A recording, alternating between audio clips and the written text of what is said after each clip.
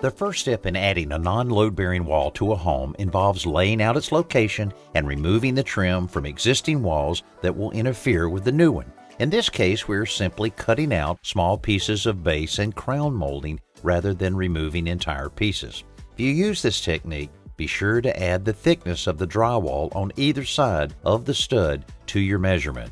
Here, that's 4.5 inches total. One end of our wall will tie into a corner to extend the existing wall, so we're removing the metal drywall corner bead to allow a smoother transition between old drywall and new.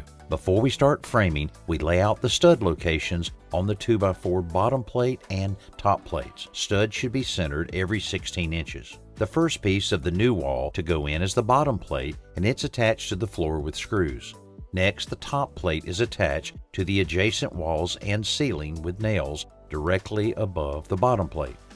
A second top plate stacks on the first to stiffen it and provide nailing surfaces for the crown molding later on.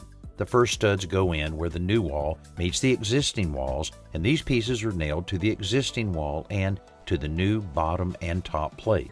Next, we begin filling in the studs in the middle based on the marks we made earlier. Even though the locations are marked top and bottom, we're using a level to ensure each stud is perfectly plumb.